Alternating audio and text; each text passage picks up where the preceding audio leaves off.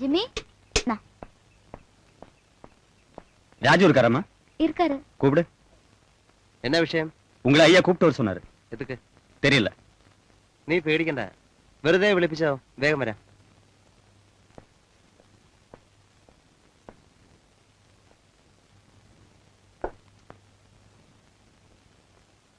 Sir, എന്തിനാ എന്നെ വിളിപ്പിച്ചത്?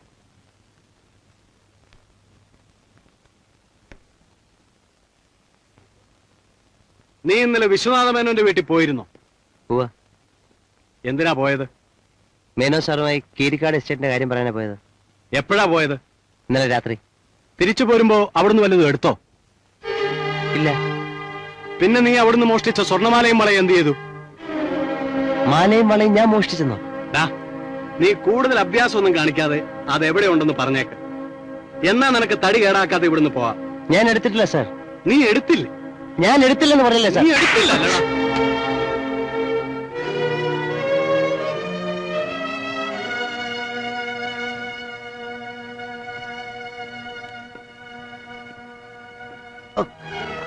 പറയടാ, എവിടെ കൊണ്ടുപോയി വിറ്റു? സാർ എന്തായി പറയുന്നത്? എടുത്തല്ലേ വിൽക്കാൻ പറ്റൂ. ഞാൻ എടുത്തിട്ടില്ല സാർ. സത്യം പറയുന്നില്ല അല്ലേ? സാർ, ഞാൻ സത്യമാണ് പറയുന്നത്. ഞാൻ എടുത്തിട്ടില്ല. ജീവിക്കാൻ വേണ്ടി ഞാൻ പലതും ചെയ്തിട്ടുണ്ട്. പക്ഷെ ഇന്നുവരെ ഞാൻ മോഷിച്ചിട്ടില്ല. ഇനി സാറിനെ തല്ലിക്കൊന്നാലും ഞാൻ സത്യമാണ് പറയുന്നത്. ഞാൻ എടുത്തിട്ടില്ല.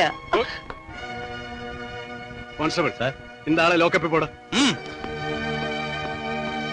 ഇവൻ പെട്ടെന്ന് നേര് പറയുന്ന കൂട്ടത്തിലല്ല സാർ. പഠിച്ച കള്ളനാണ്.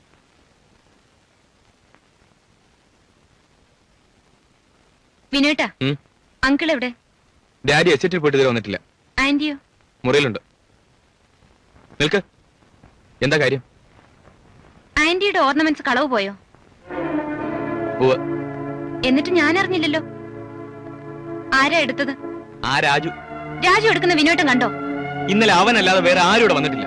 എന്ന് വെച്ച് രാജു എടുക്കണമെന്നുണ്ടോ? ഇവിടുത്തെ ഗൈഡുകളൊക്കെ കള്ളന്മാരാ. അവനെയൊക്കെ വീട്ടിൽ വിളിച്ച് കയറ്റിയപ്പോഴേ എനിക്കറിയാം ഇങ്ങനെയൊക്കെ സംഭവിക്കുമെന്ന്. രാജു മോഷ്ടിക്കില്ല. അവന്റെ കാര്യത്തിൽ നിനക്കെന്താ എത്ര ഉറപ്പ്? ആ, എനിക്ക് ഉറപ്പാ. മോളെ, ആന്റിയും കൂടി കൂട്ടു നിന്നിട്ടാണോ ആ പാവൻ രാജുവിനെ പോലീസിൽ പിടിപ്പിച്ചത്? എന്തിന്? ആന്റിയുടെ ഓർണമെന്റ്സ് മോഷ്ടിച്ചതിന്റെ പേരിൽ. എന്റെ മാലയും വളയും കാണുന്നില്ല എന്നുള്ളത് സത്യമാണ്. അത് രാജുവാ എടുത്തതെന്ന് ഞാൻ പറഞ്ഞില്ലല്ലോ. ഞാനാണ് പോലീസ് സ്റ്റേഷനിൽ കംപ്ലൈന്റ് കൊടുത്തത്. നിനക്കെന്താ വേണം? ഓർണമെന്റ്സ് ഇവിടെ എവിടെയെങ്കിലും കാണും. വല്ലയിടത്തും വെച്ച് മറന്നിട്ട് പാവപ്പെട്ട ഒരുത്തിന്റെ പേരിൽ മോഷണക്കുറ്റം ചുമത്തുന്നത് ശരിയല്ല. അവൾക്കാണല്ലോ അവനെ പോലീസിൽ പിടിപ്പിച്ചത് വലിയ വിഷമം. നീ വെറുതെ ബഹളം വെക്കണ്ട. നീ വിചാരിക്കുന്ന പോലെ ഒന്നുമില്ല.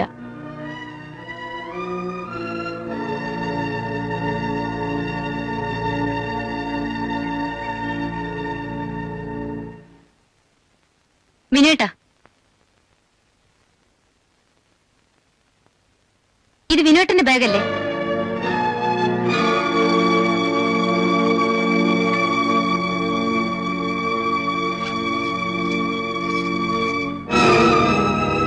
ഇതല്ലേ ആന്റിയുടെ കളവ് പോയ ഓർണമെന്റ്?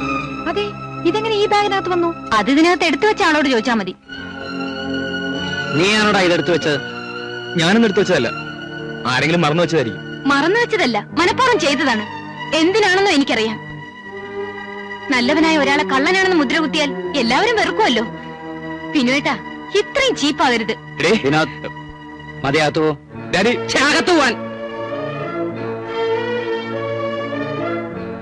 അങ്കിൾ, ഇപ്പൊ തന്നെ സ്റ്റേഷനിൽ വിളിച്ചു പറയണം, അല്ലെങ്കിൽ അവർ രാജുവിനെ. പറയാമോളെ.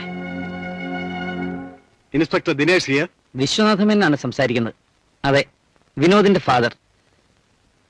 എന്റെ മകനൊരു കംപ്ലൈന്റ് തന്നിരുന്നു. സോറി സാർ, ആ ഓർണമെന്റ്സ് എല്ലാം ഇവിടെ തന്നെ ഉണ്ട്. Raju is Innocent.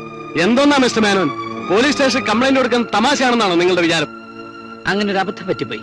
Sorry inspector. Sorry പറയാൻ എളുപ്പമാ. നിരപരാധിയായ ഒരാളെ പിടിച്ച്. കുപ്പസ്വാമി, അന്ത രാജു കൂപ്പിട്.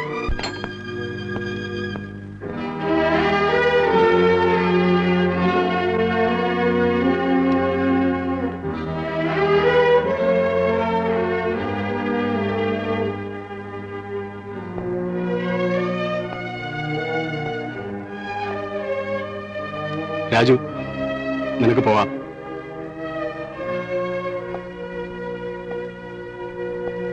കളവ് പോയെന്ന് പറഞ്ഞ ആഭരണങ്ങൾ അവളുടെ വീട്ടിൽ തന്നെ ഉണ്ടായിരുന്നു. കളവ് പോയ ആഭരണങ്ങൾ അവർക്ക് തിരിച്ചു കിട്ടിയല്ലേ? സന്തോഷമുണ്ട് സാർ. പക്ഷെ ഇന്നലെ പകലും രാത്രിയും സാർ എനിക്ക് എന്ന സമ്മാനങ്ങളുണ്ടല്ലോ, അത് തിരിച്ചെടുക്കാൻ സാറിന് കഴിയോ?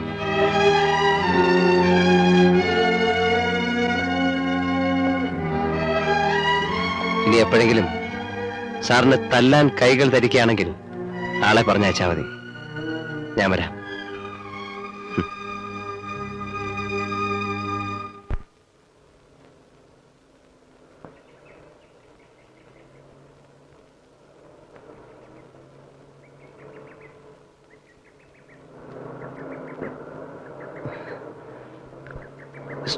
Stop! Stop!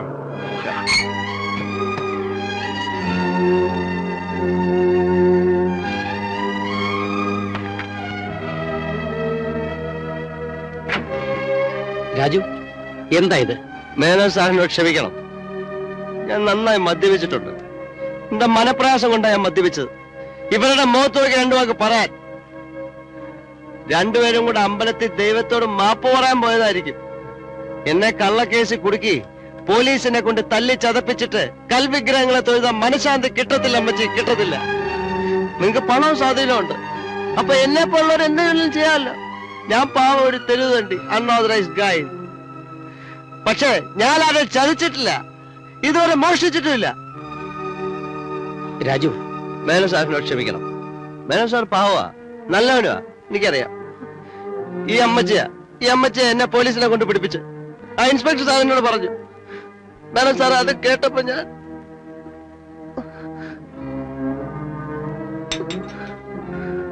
രാജു, നിന്റെ ദുഃഖം എനിക്കറിയാം. അറിയാതെ അങ്ങനെ സംഭവിച്ചു പോയി. എല്ലാം നീ മറക്ക. ഞാൻ ഈ നാട്ടുകാരുടെ മുഖത്തെങ്ങനെ നോക്കും സാറേ? ഞാൻ പലരുമായി പരിചയപ്പെട്ടിട്ടുണ്ട്. പക്ഷെ അമ്മച്ചയും സാറിനെയും കണ്ടുമുട്ടിയപ്പോ എനിക്ക് എന്നെ ആരൊക്കെ സ്നേഹിക്കാറുണ്ടെന്ന് തോന്നി. പക്ഷെ അവരിൽ നിന്നാണ്. സന്തോഷായി സാറേ, സന്തോഷായി.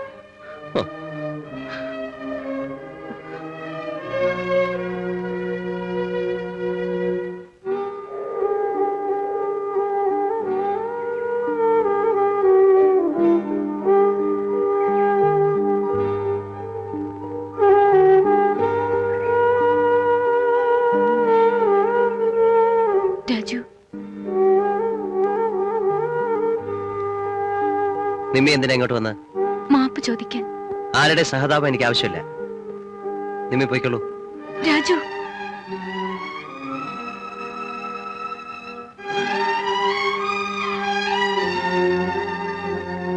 ഇപ്പോൾ ഞാൻ നാട്ടുകാരുടെ മുമ്പിൽ ഒരു കള്ളം മാത്രമാണ്. നമ്മൾ തമ്മിൽ കണ്ടു എന്നറിഞ്ഞാൽ ഇനി എന്നെ ഒരു കൊലപാതകയാക്കാനും നിമ്മയുടെ വീട്ടുകാർ മടിക്കില്ല. എനിക്കറിയാം. ഞാൻ കാരണമാണ് രാജുവിന് ഇതെല്ലാം അനുഭവിക്കേണ്ടി വന്നത്. ഇവിടെ സുഖവാസത്തിന് വരുന്നവരോട് ഞങ്ങൾ ഗൈഡുകൾ കാണിക്കുന്ന സ്നേഹം, താല്പര്യം വെറും നാണയത്തുട്ടുകൾക്ക് വേണ്ടിയുള്ള ചങ്ങാത്തം.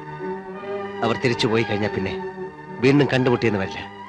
ഞങ്ങൾ കാണാനോട്ട് ആഗ്രഹിക്കാറുമില്ല. പക്ഷേ നിമ്മിയുടെ കുടുംബത്തോടുള്ള എന്റെ സ്നേഹം അങ്ങനെയല്ലായിരുന്നു. എനിക്ക് നഷ്ടപ്പെട്ട ജീവിതം തിരിച്ചു കിട്ടിയെന്ന് തോന്നൽ. ആ തോന്നലാണ് എനിക്ക് ഈ ശിക്ഷ വാങ്ങി തന്നത്. ഇത് കണ്ടോ?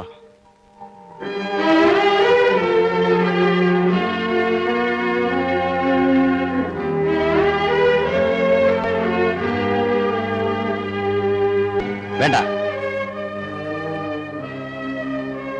സമയം വളരെ വൈകി. നിമ്മയെ വീട്ടിൽ തിരക്കുന്നുണ്ടാവും, പോയിക്കോളൂ.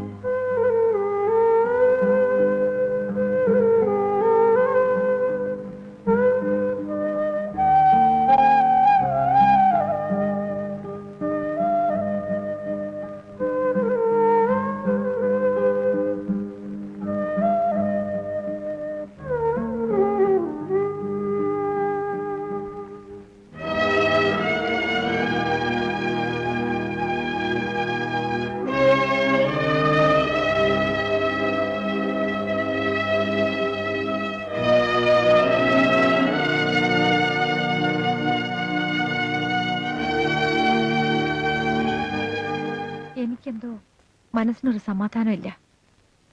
നമുക്ക് നാളെ തന്നെ മടങ്ങി നാട്ടിലേക്ക് പോകാം. നാളെയോ? അതെ, സുഖവാസവും റെസ്റ്റൊക്കെ മതി. നമുക്ക് നാളെ തന്നെ പോകാം. 2-3 ദിവസം കൂടെ കഴിഞ്ഞോട്ട് പത്മം. ആ എസ്റ്റേറ്റ് വാങ്ങിച്ചതിന്റെ എഗ്രിമെന്റ് എന്ന് കഴിഞ്ഞു.